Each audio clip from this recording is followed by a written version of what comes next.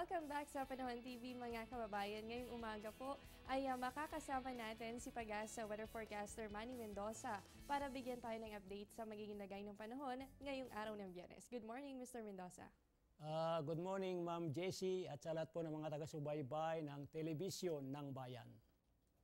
Mr. Mendoza, unahin na po muna natin ito, no? Saan po ba naitala ang pinakamababang temperatura kahapon?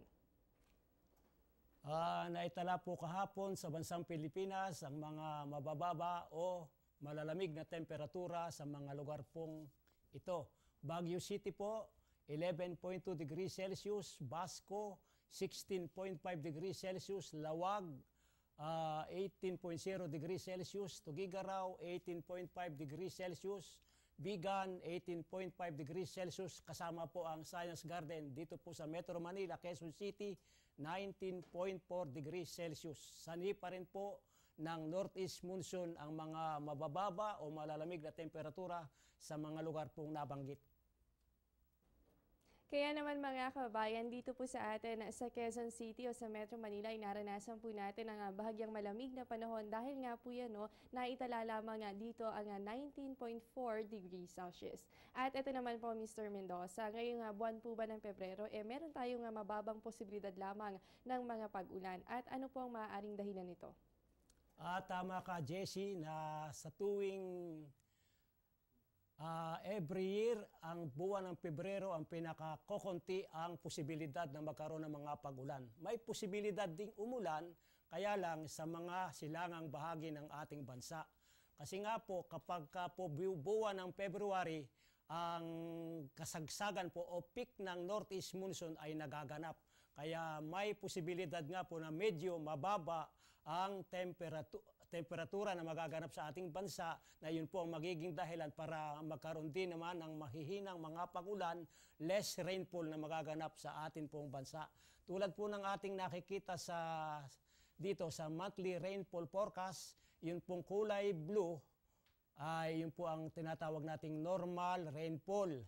Kaya sa susunod pong mga buwan, magkakaroon na nga po ng mga rainfall dito po sa ating bansa. Pero buwan po ng Pebrero, ngayong buwang ito, ay ito po, tulad po ng ating nakikita. Sa eastern part ng ating bansa, yun daw po ay near normal ang rainfall. Ito pong bahagi po ng Western and Central Luzon, yun po ay less normal po ang rainfall. At sa susunod pong mga buwan, siguro, March, April, May, June at marami na pong mga pag-ulang magaganap, hindi na po yung dahilan ng Northeast Monsoon. Kung ang dahilan po ay Northeast Monsoon, less po yung rainfall as compared dito po sa silangang bahagi ng ating bansa. Sa kanlurang bahagi at sa gitnang bahagi po ng ating bansa, less normal po ang rainfall na magaganap. Pero dito po sa bandang kanan ko po, sa silangang bahagi ng ating bansa ay near normal rainfall ang magaganap during this month of February. Tungkol po naman sa rainfall ang pag-uusapan.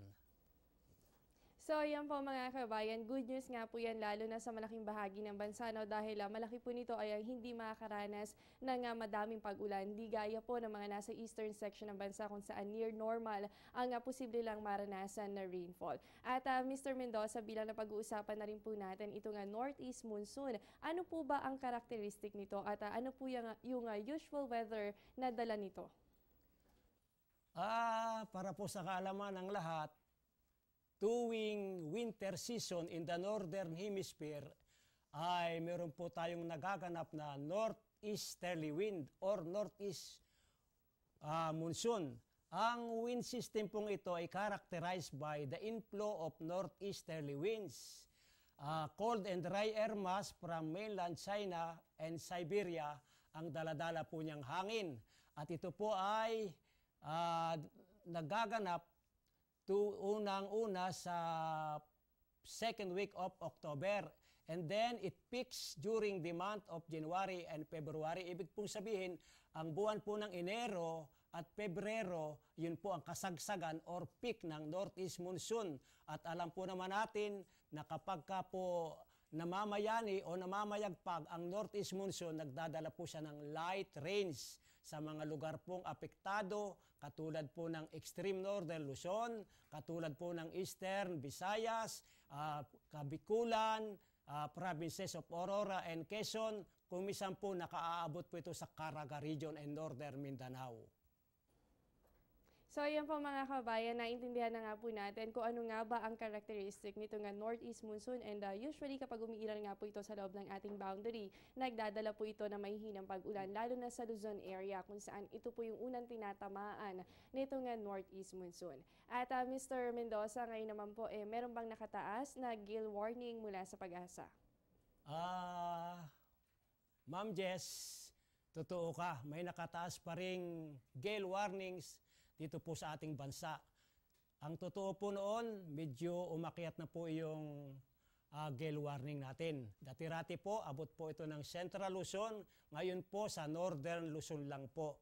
Ang mga lugar po katulad ng silangang bahagi ng Northern Luzon, kanlurang bahagi ng Northern Luzon at hilagang bahagi po ng Northern Luzon ay makararanas po ng maalon hanggang sa napakaalong karagatan. Dito po nakataas yung ating gale warning. Ang mga lugar pong nabanggit ay magkakaroon po ng maulap na papawirin na may mahinang pag-ulan sanhi nga po ng northeast monsoon. And then, ang taas po ng alon ay umaabot po sa 4.5 meters. Kaya mga kababayan na naninirahan po sa mga lugar pong nabanggit, at lalong-lalo na po yung mga mangingisda, kung po pwede po, huwag po muna kayong pumalaot. Mapanganib po sa mga maliliit na mga sasakyang pandagat. Mapanganib din po ito doon sa mga mangingisda na ginagamit po lamang ay bangka. Kung po pwede po, huwag po muna kayong pumalaot.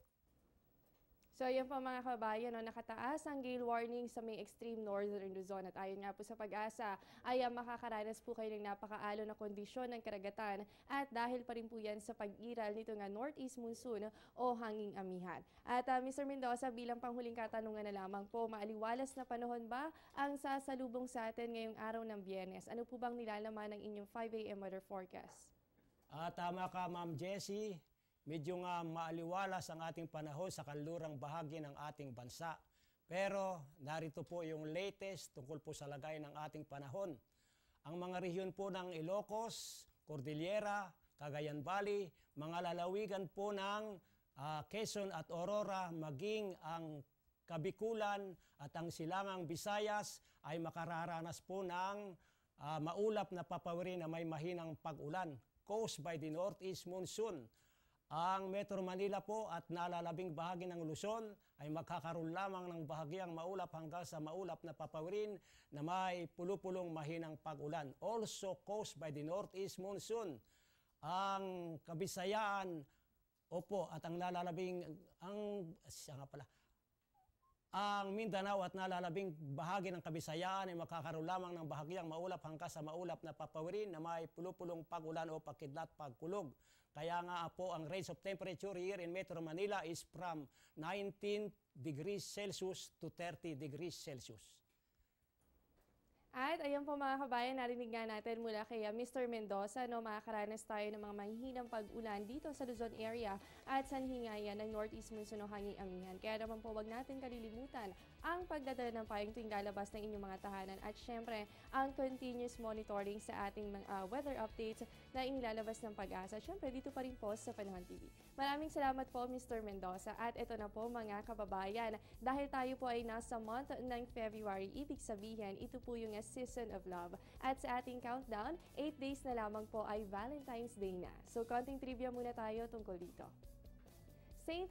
Ang Saint Valentine Feast ay hango po sa isang pari mula yan sa Roma na si Valentine or Valentinus, isang paring martir. At para siya ay kilalanin in 496 AD, si Pope Gelasius po ay marked February 14th as a celebration of his martyrdom. And during 270 AD, ang selebrasyon ng Valentine's Day ay para naman alalahanin ang naging kamatayan ni Saint Valentines. Abangan pa po ang ibang trivia bukas dito lamang sa Panahon TV. At ang mga kabayan, dito na po nagtatapos ang ating programa. Yan po ang mga nakalap nating impormasyon ngayong umaga. Stay updated sa lagay ng panahon. Bisitahin po ang aming official social media accounts and website. Ito po ang Panahon TV kung saan walang pinipiling panahon ang pagbibigay impormasyon. Naghahatid po yan ng balita simula Lunes hanggang Linggo 5 to 5:30 ng umaga at sa oras-oras na update dito lamang sa Telebisyon ng Bayan. Ako po ang inyong nakasama, ang inyong weather body, Jessie Basco. Magandang umaga sa inyong lahat.